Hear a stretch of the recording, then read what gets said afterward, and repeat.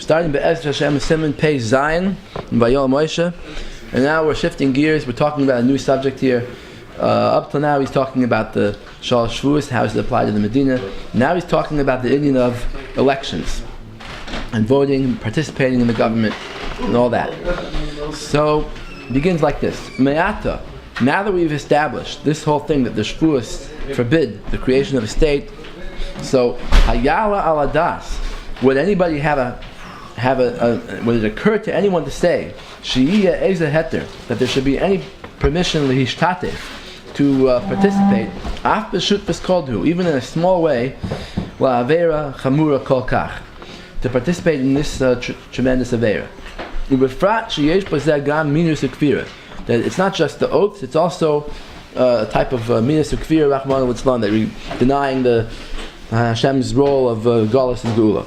The ein shum safek ki kol mishtatef be'ezu avera dinoi kishar shutfim, that if someone's doing an avera and you join them, then you have a din like the rest of the shutfim. The Gemara says in Makkah Staf Hey, the Gemara says that why does the Torah say that you that 3 edim al pi shnayim or shloisha edim, right?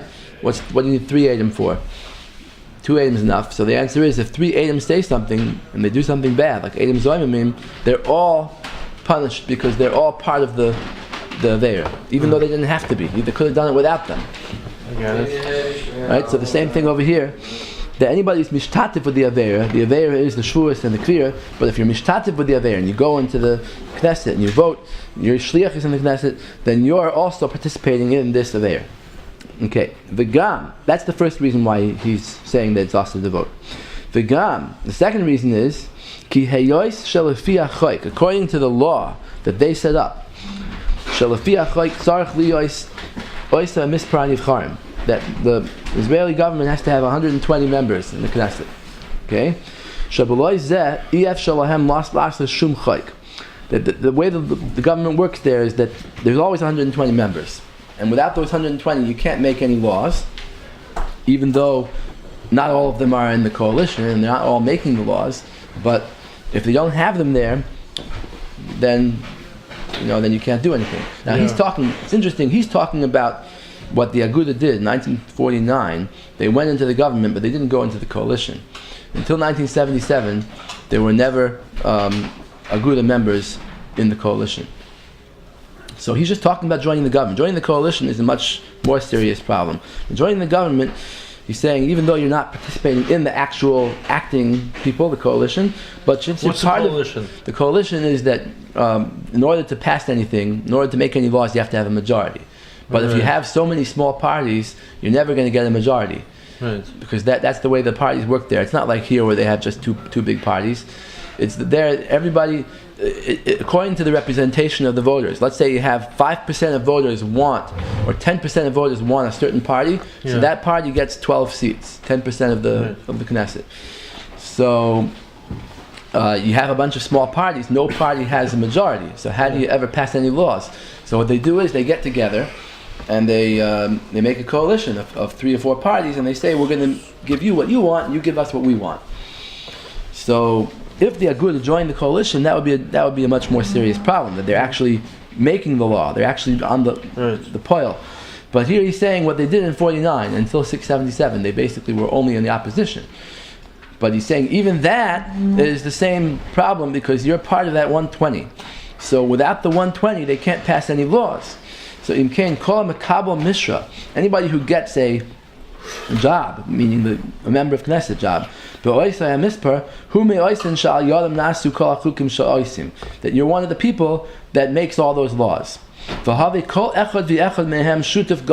every single person in the Knesset is a partner from everything that they do, from beginning to end.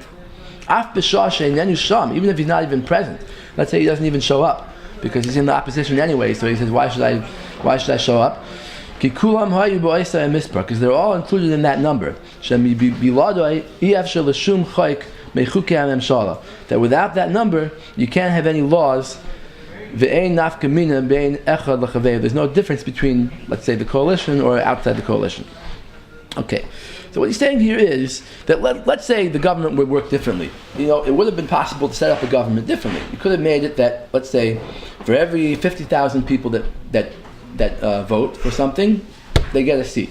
Okay? Yeah. And if more people vote, there are more seats. There's no fixed number of members. Let's say you have a type of parliament where the more people vote, the more members there are. The less people vote, the less members there are. Right? So then you wouldn't have the second time that he's saying here. Because then you would say like this, look, you anyway have a certain number of people that are going to make the laws anyway. I'm not being moistif on that by adding more people. If I would have not voted, right, there would be, let's say, 120 members. Now that I vote, there's 121 members. What did I add by adding that one more member? Right? They could do it without him. But he's saying since they have a rule that it has to be 120, so therefore anytime you put somebody there, you're already making it possible for the laws to pass. Yeah. Alright. So what did the pro-voting Rabbanim say to this? Well, we're going to look at the Karyana de Igrisa, the Steipler guy. The Steipler was one of the poskim who was matir to vote in the Knesset, vote for the Aguda, and he has letters about it. So let's take a look what he says. Well, we're going to see that he was against the state. He was just in favor of voting. Very important to point that out. Even those who were matir voting were not in favor of a state. He says like this. Someone showed him the Satmar Rebbe Sefer, so he reacts to it like this. Iker tainus ho admor harava kadosh misatmar shlita machmas gimel shuas einoi muvan lanis daiti. Says the main argument the Rebbe makes because of the shalosh shvuos is not understood, in my humble opinion. Bevadai bat chilo haya shalai kadin. Of course, the mega state was aser according to the shalosh shvuos. Aval achshav she'ein shilton acher. Now that there's no other government there, l'chayra leket ister mitzad gimel shvuos. To go and vote for that government is not a neveira of the shvuos. Ule'inyan liyos chaver beparliament. According to regarding the question of being a member of the Knesset, haloi gam beparliament shalo umais b'chol hamakoymas hiskimu kol gedolei Israel b'doyer shelo forneinu shehu inyan nachutz. That we have in precedent for this in Polish Parliament and in America, other places. It's the Gedolim were matir for Orthodox Jews in Poland, especially. One of the sons of the Chassam Sofer, I think, was in the Parliament in Poland. Later on, Rebbe Shapiro was there. So there's precedent that we were matir such a thing. It was an important thing. Nobody ever said this is regarding the second half of what the Rebbe says. So basically, the first half of what he says about the shalosh shvuos, on that the Steipler responds that no, making a Medina was shalosh shvuos. Voting was not shalosh shvuos. The second thing that he says here in this simon, that he says that everybody has what's the matter? What? I'm fine. Yeah, okay. Everybody has responsibility and shares responsibility for what the government does. On that, the Steipler answers that in all the other parliaments, also the governments did things that were against halacha, and still Jews had no problem participating. Okay, so what's important is that you see that he's basically being maskim that the shvuos aster making a Medina. The first thing that he said, he's just saying that voting, when it's a question of voting for this guy or that guy to be there, that's not making a Medina, because either way it's going to be a Medina. It's just a question of whether it's going to be this guy in charge or that guy in charge. But of course, if there would be a question of whether there should be a Jewish state or not, let's say you have a question of voting for a government of Jews or a government of Goyim, then it's different. Then voting is voting for the government of Jews is making a Medina. Then the Steipler would be maskim. That's a very important point. And to just back this up, I have here copied something that Herschel Schacter from YU wrote in 1988, and it caused a lot of confusion about this issue. He wrote here like this. He says, in any event, in page 2, any current discussion of the ramifications of the oaths would only be in theoretical terms. For even if it were concluded that the state of Israel was established in violation of the oath, the overwhelming majority of rabbinic authorities clearly felt that we would not now be obligated to relinquish control of it. Once you have a state, you don't have to give it up. Where's his source for this?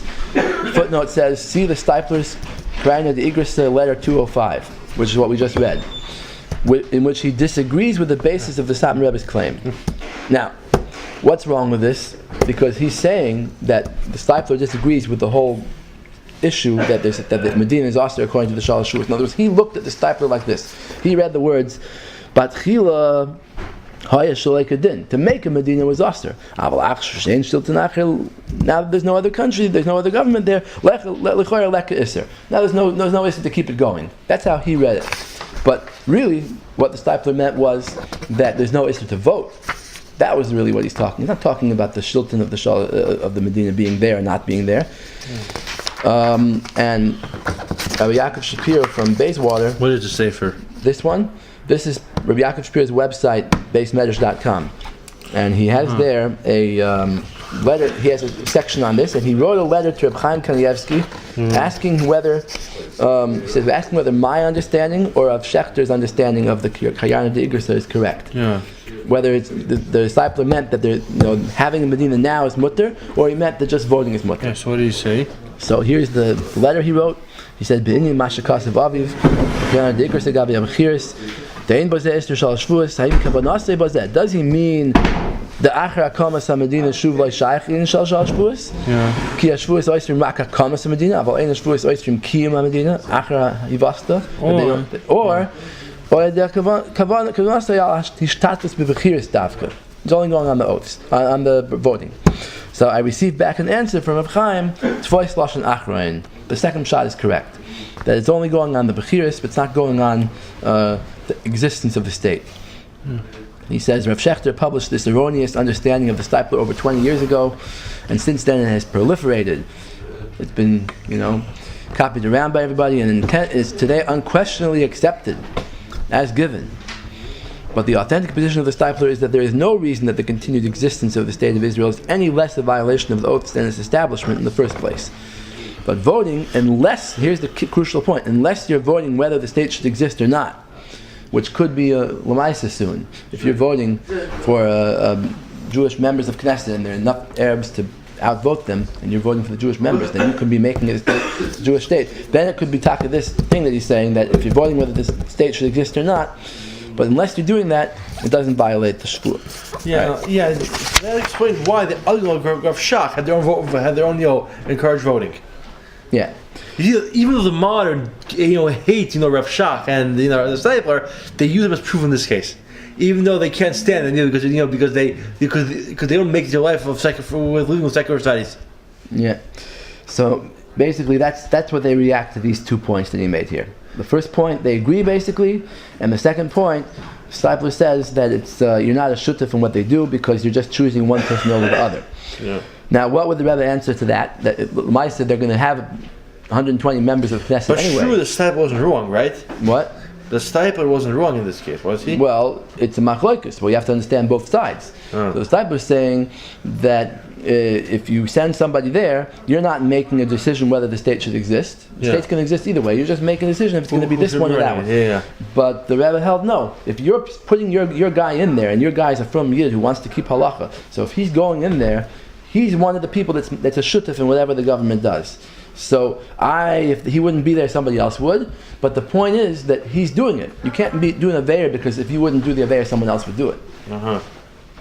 That's the point. And also, it could be the Rebbe meant kind of as an b'derech nevuah, looking ahead in time that soon it's coming a time when there's going to be enough goyim in Eretz Yisrael that they could outnumber the Yidden. So really, it's going to come a point where the government is now saying if you vote, you have to also serve in our army. Either way. It's totally different nowadays. Because government is now saying what you have to give back to us if you vote. Exactly. Okay. So either way, the current situation is totally different than what 50 years ago. Okay, now he says a different argument that the people make who are in favor of voting. And this is what he says. V'zeh vadai, we'll see soon who makes this argument. V'zeh vadai she'ein taina loymar. There is no room to make an argument. The kivan she'nesesa hatoeva hazois al yidei kashel minim v'apikorsim. Since this creation of a state was done by people who are totally not religious, she'enam tzaisim l'kol chachamim, they don't listen to what the chacham say. They don't listen to anything in the Torah. So mutter acher kach liyishtatef imon. It's allowed to join them. Okay. Now, what would the point of this argument be? The point would be that we didn't make the decision to make a state; they made the decision. whatever, Ben Gurion. Now, he didn't listen to halacha shilas. He didn't ask anybody. So therefore, we don't have to paskin on that shilah. We just have to paskin on the question of whether to join or not. Take a look. In page 4, I have here the Lev Avraham, Rabbi Avraham Weinfeld, who was a Hasidic Rav in Muncie, long time, in the 50s. Young Rav. Was he pro-Israel? No. Oh. He writes here very clearly that he's against it, but he says that the question is an academic question. Take a look. He says, it's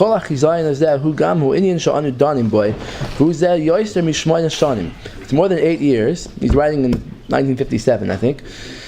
He's writing, by the way, this was published in Hamar, one of the journals, a journal of halacha articles and hashkaf articles, and the Satmar rebbe read this journal. He even contributed to it sometimes, so it's pretty clear that he probably saw this. So he says like this, in 57, a couple of years before vayoel Moshe came out, he says, it's more than 8 years. Sha'amdu manhigei atziyonim v'hichrisu al medina Yehudis bechelko shel Eretz Yisrael u'me'oz v'yadato nischalku adeis bo'olam ha'Yehudi. Yesh darshim l'shvach v'roim bozeh schacter de gula. Some people see it as a good thing. Kipachad Hashem esama yachar alpaim shnois galisenu v'zeh reishi smichas hagula mekuva she's gal b'meir v'yamen v'zeh yesh darshim lignai shekol kiyum medina hu neged ha'torah v'hu ma'isa sitra achra u'ma'isa satan hitzliach v'hu anisayin u'achra and bias goyel tzedek. All right. So he says like this: V'hinei ani be'ani lo yadati makam asafik klal klal. I don't know what's the suffix about. Ki makam l'shayla hayashayach ulai zechinu sheklal Yisrael hayoimid b'madregastay. That we would have a shayla if Klal Yisrael would have the gedolim as its leaders, and they would be the ones making the decisions. All right, then we would have the shayla. Am radi malakav v'im kadosh of Neman v'gedoyle Yisrael ha'amitim hayu ha'imdim b'rosh ha'am. They would be at the head of the people, and the hayu matzim lifneim shayla zu, and that we would ask the gedolim this shayla. Im mutter liyasin medina Yehudis koydem bias hamashiach im lo. And we'd ask them the shayla, is it allowed to make a Jewish state? Then we would have the shayla sheishbiya kodesh baruch v'Yisrael shalosh shvuos b'ksuv kufid aleph. V'oidi mutter lahafkir dam Yisrael l'shachem l'mulchama. Is it allowed to send Jews out and be mafkir their blood in mulchama, like they did in 48? 6,000 Jews were killed. Still today, right? Uman kiyum Medina. Im beloy hakamas Medina ein sakana liYehudim. If we say that without the Medina there wouldn't be any sakana, and only now you're creating a sakana. Umimela ein zeh begeder habal hargach hashkim lahargay. V'laz hay gedol Yisrael mitziyim mishpatam lefi das haTorah. Then the gedolim would paskin. That we're not zeichet to such a situation, right? And that all these leaders of the Zionists are secular. They do whatever they want. But they don't ask us any questions. So we have no role to play here. We can't affect what they do. It's just, that's what happened. It's not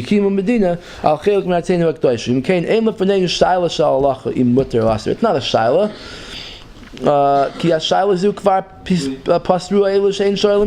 The people who don't ask questions answered it already. It goes on, it's very marich here. I don't want to read the whole thing now, but it goes on very, very at length here, and he says that to know whether this is right or wrong, it's not an ikar in the Torah. It's not important because it's not our business anyway.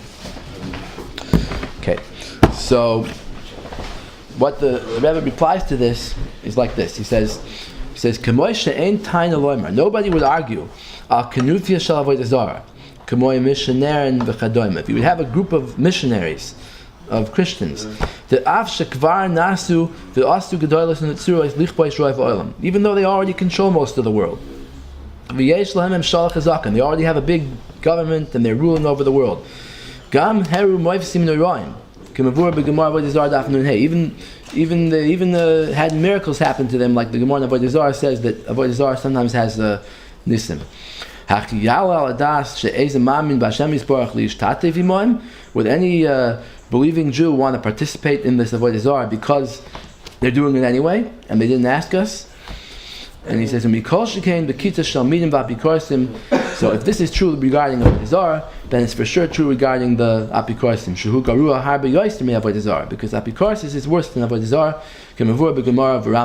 Like the Gemara and the Rambam say that it says in the Gemara in Avodah Zarah that Daf Chav Zayin, I think that it says that Umas Ha'olam is loy maridim v'loy ma'alin. The people do Avodah Zarah, you don't kill them, but you don't save them.